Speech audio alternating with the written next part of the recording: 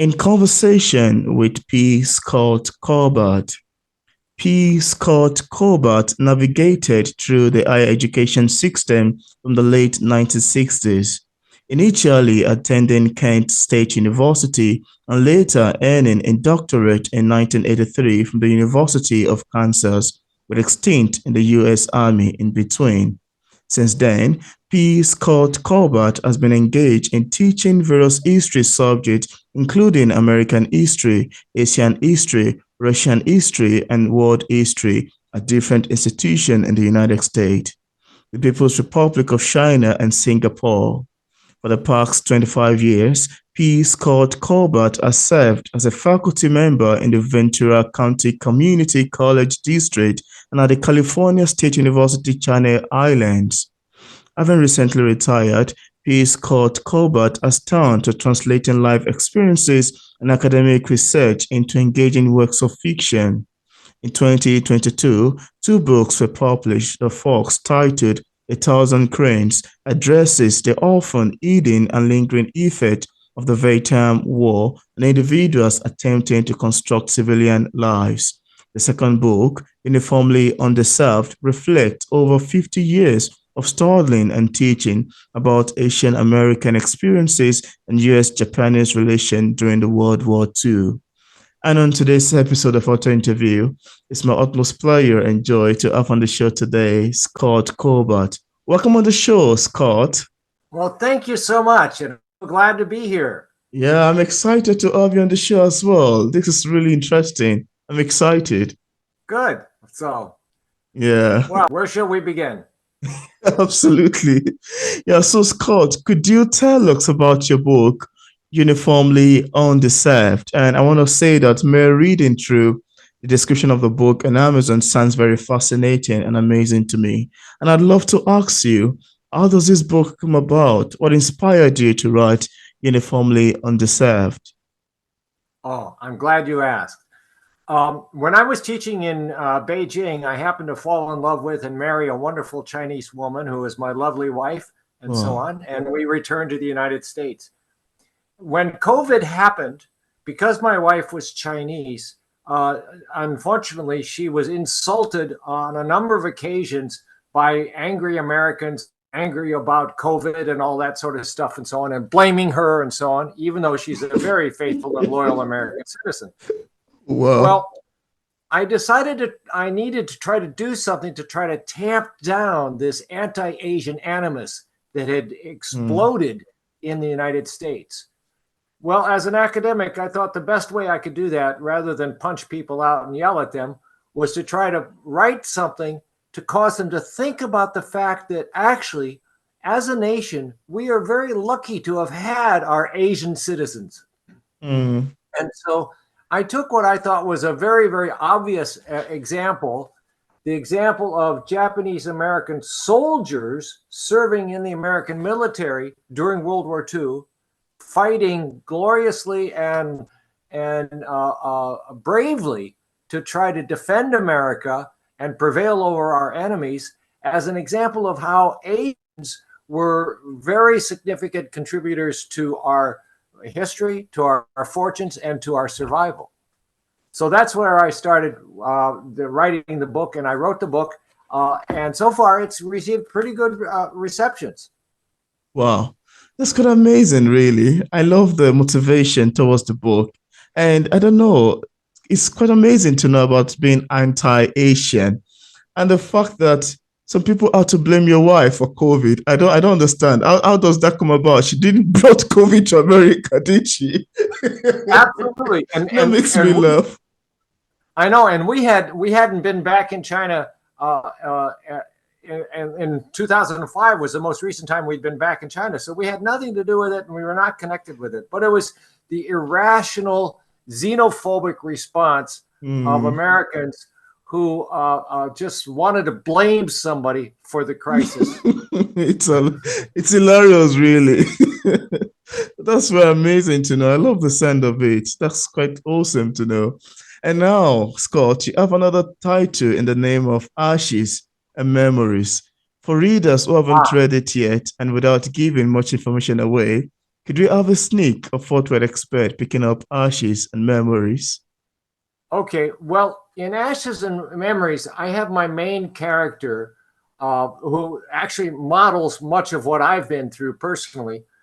He suffers. He is fairly athletic, and he loves running. He loves long distance running, and he stays in shape. And he's in his 70s. He celebrates his 73rd birthday or so, and shortly thereafter, he has a stroke, and Mm. suddenly his whole life trajectory is completely thrown off kilter. Wow. You know, he's debilitated to some degree, and he has to go through painful and laborious sort of recovery from the stroke and to regain his mobility and things like that and so on. And in the process, he discovers that he has a shorter, he figures he has a shorter window of time in order to attend to all the things in his life that he needed to attend to. Mm. So that's his crisis as he sorts out not only his own physical difficulties, but also the various troubles of his girlfriend, his relationship with his son, and all these things come into play as he's has the clock is clicking in the back of his head saying, you don't have Mm. much more time, and so you better get these things taken care of before the clock strikes midnight. Wow. Wow. I love the sound of this actually. I think I love the sound of your book. It sounds quite captivating and very interesting to me. That's very awesome to know. Oh, And now, thank you. before I move on to my next question, I'd love you to show a sample of the book to the camera, just so you can see what it looks like. Oh, Ashes in Memory, or Yeah, both of it. Yeah, both. here's the Thousand Cranes, which actually was my first book. Beautiful cover. And it's again based upon a lot of my own personal experiences. It was very therapeutic as I was writing it. Oh. Um, and it also is a kind of interesting set of nestled love stories Mm. that are somewhat unusual. There's a very unusual love story and so on. And then, of course, the problems of an educator dealing with the post-Vietnam world and the Mm. prospects of mass violence on campus. So there's Oh. that. And then here is Ashes and Memories, which is Fred Corman's, shall we say, struggle to address all the issues and problems that he has left in his life in the remaining time that he has. So there's Wow. that. Okay. So Yeah, that's quite so since I amazing. retired, I was going to say, since I retired, I've been pretty productive. I've been, typing away, typing away, typing away. That's quite amazing to know. I love the sound of it. And now you have another book. Would you like to tell us a bit about the making of your psychological fiction titled A Thousand Cranes? Right. That's this one. Okay. Oh, So beautiful. it deals with a sort of a contest between, a typical contest between good and evil. And there's a rather bad character in the book Mm. who progressively gets, shall we say, less mentally capable. He gets unhinged, and he decides in the end that he's going to commit a mass murder on a college campus. Oh. Then the good character is a professor at that campus, but he's been lingering with what they call survivor's remorse. He had served in Vietnam, but in a very, very painful and very, very challenging situation there, Mm. in which he was totally frustrated and felt that all his efforts were useless, and he had never succeeded in doing what he really wanted to do, was to Mm. help save people's lives. He was a Mm. medical corpsman. So in the end, there's this confrontation between these two, and the medical corpsman, the former medical corpsman, the college professor, succeeds in actually saving some people's lives. And so Wow. maybe I'm giving away the end of it and so on, but after 50 years, Yeah. he no longer has to feel guilty about not having done what he had always aspired to do back Okay. during the Vietnam War. Oh, wow. Wow. That's quite amazing, really. I love the sound of Thousand Cranes. Sounds very cooling to me. And now, Scott, I've always been fascinated about our authors, especially novelists like yourself, craft long sentences and bring words together in a way that it eventually makes a great novel. This always leave me thinking about how exactly they got their ideas and inspiration. Now, as far as writing is concerned, I'd love to ask you too, how do you get your inspiration and ideas? Where did they come from? Okay. Well, first of all, they all are, to one degree or another, they're based upon my own personal experiences. Mm. And I want to mine those. But maybe borrowing a page from Stephen King, he Oh, wrote a book on writing, and I read that, and I agree with him totally. wow. What you can do is you can take one true element or one concept, but blend it with a entirely different sort of concept in a unique way. And that's how you Mm. begin to get an interesting flow of action and an interesting narrative of how the characters all resolve what would otherwise seem to be illogical or perhaps not even possible, impossible. Mm. So you get these Wow. these vectors going in different ways, and that's what I try to do with all that I do. I have recently, just last week or so, published a trilogy of Wow. books, which is based upon my family's history in China. Wow. My Wow. great grandfather went to China as a missionary in 1863, and my family has been there. My grandfather was born there. My father grew up there, and I've been to China, and so on. So we have this situation where my family's had four, now with my son, five generations of direct contact and Wow. connection with China. Wow. And I somewhat of a historian by trade and craft. And so I started working through some family papers, and I started plinking around in my head some family stories that I'd heard around the dinner table and things like that and so on. And I came up with three books. Wow. The first one is called Harvest of Hunger, Okay. which is a historical fiction. These are all historical fiction, but Wow. it is genuinely based upon my grandfather's experiences in Wow. North China in the 1920s, Mm. as he was a medical missionary and a physician dealing with the North China famine of 1920. Wow. And I actually use letters from my grandmother back to her father in New York as she describes what's going on in China in the 1920s. So I Wow. use actual historical resources. But Wow. again, I combine it in a different way, which is how I take two things and combine them differently. Okay. Wow. And then picking up the story, I take the next generation, which would be my father's generation, Yeah. and it's called Fortune's Retrieval. Wow.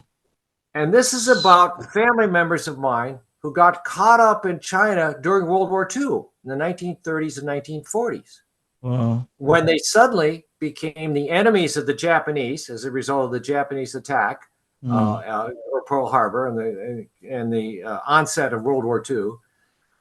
And they had to deal with, they were in occupied China, so they were under they were under the Japanese thumb and so on.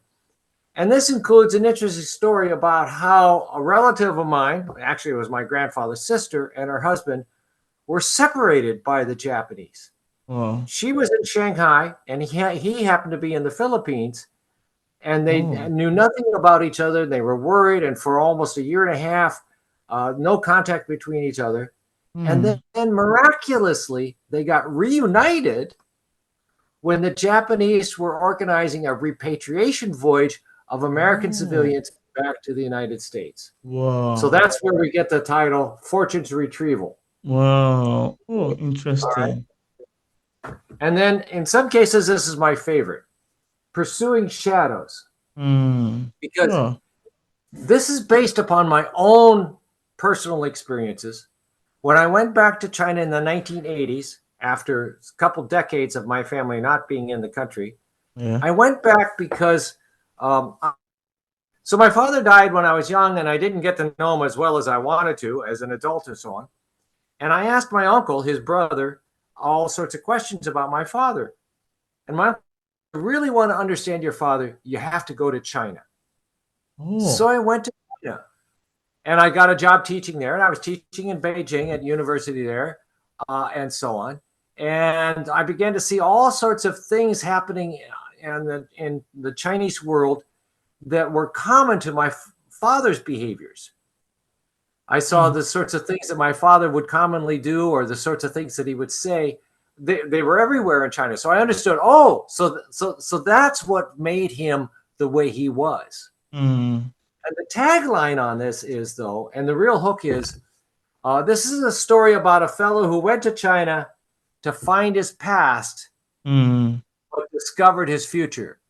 Wow. Because I met my wonderful, beautiful wife there. And then it tells the adventures of how we went through the Chinese bureaucratic system, which was somewhat problematic and difficult, to finally get married in Beijing.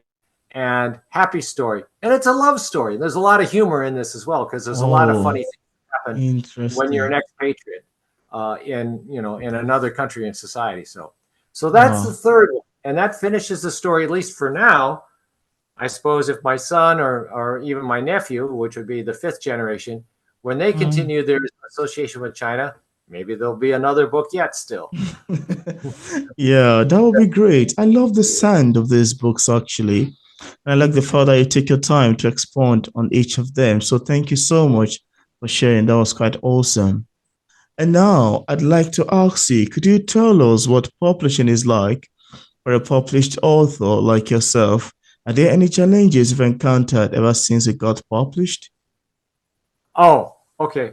Well, first of all, the writings of the books, at least for me, because I like writing and the creative process, are rather easy. The challenge comes with what you might call marketing.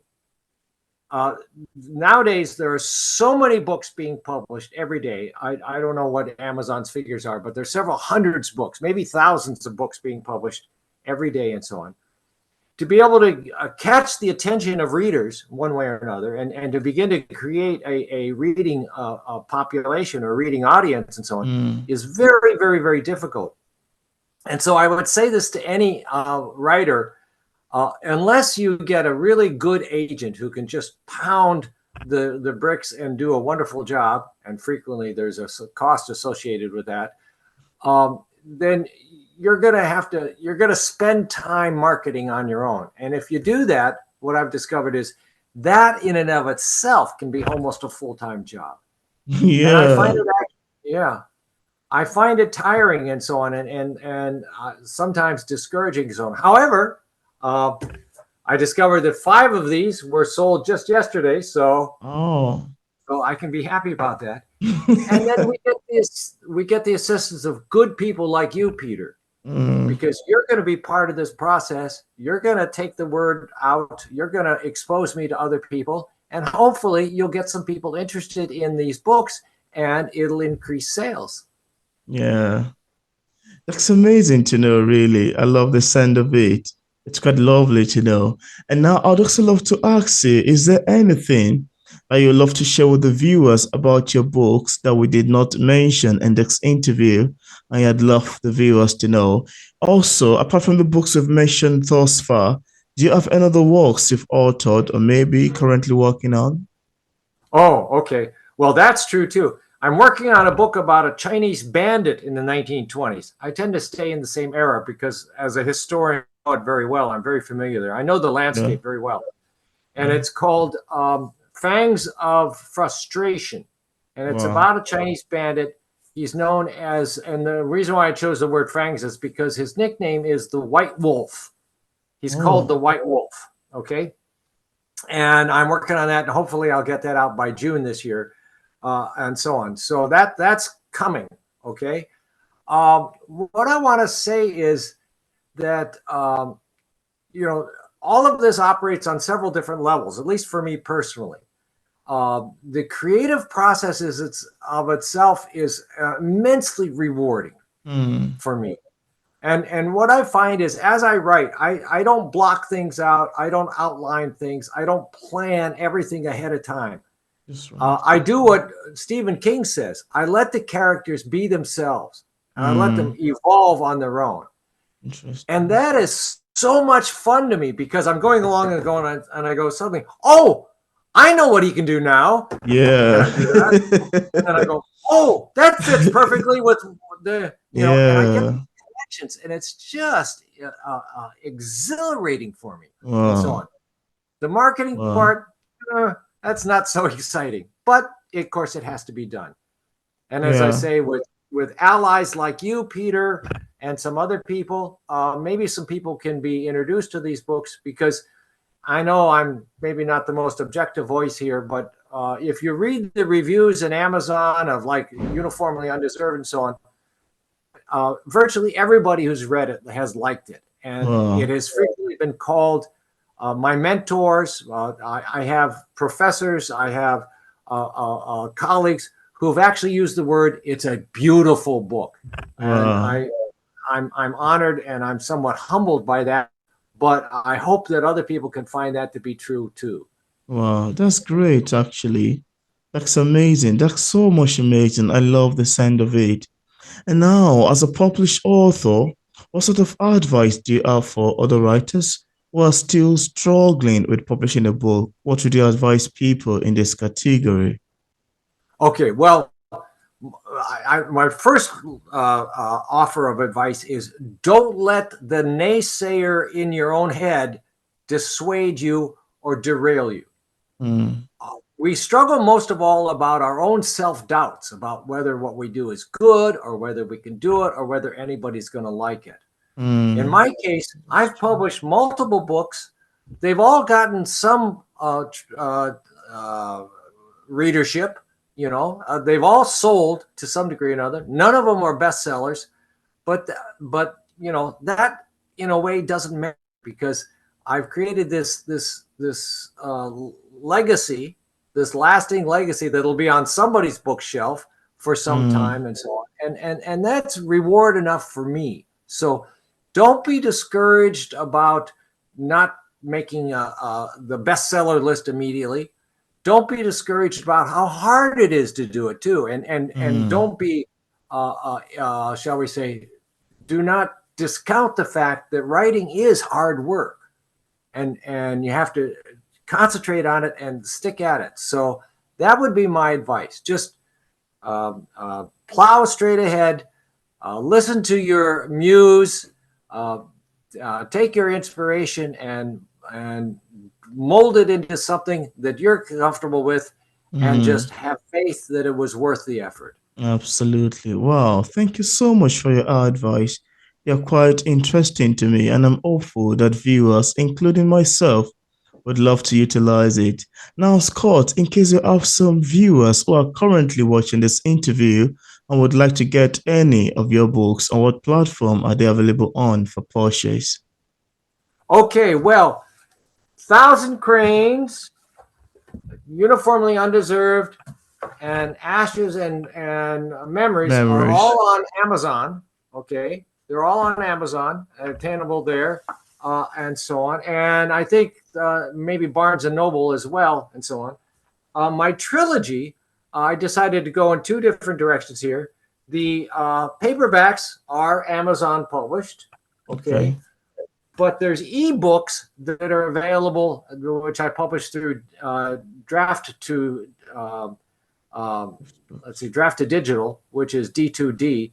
And those ebooks are available widely at Barnes and Noble, at Oh, Kobo, interesting. at Smashwords rather, and a whole bunch of outlets and so on. Yeah. And they are really affordably priced. For example, uh, Harvest of Hunger, the ebook version is only $3. That's Uh, cool. and the other two are $6 each. So if you're into ebooks or want books and want a trilogy and so on, I highly recommend that maybe you dip your foot into the pool and test it out and taste the pudding for its worth. Okay. Yeah, that's amazing. And I left a link in the description part of this interview where interested viewers can get a copy of Scott Kovach's books directly on Amazon and on other platforms. So thank you so much, Scott, for accepting the invitation to be featured on P English Literature. It's awesome having this conversation with you. Okay. Well, thank you so much, Peter. I appreciate it very much. And more power to you. You've been working hard. You told me you've already done 400 authors. Yay for you, because you're helping the reading world get access to and become aware of things that will interest them, that will thrill them, and that will satisfy their taste for good literature. Yeah, thank you so much. I want to blush. Thank you so much. Okay. I appreciate that so well. Yeah.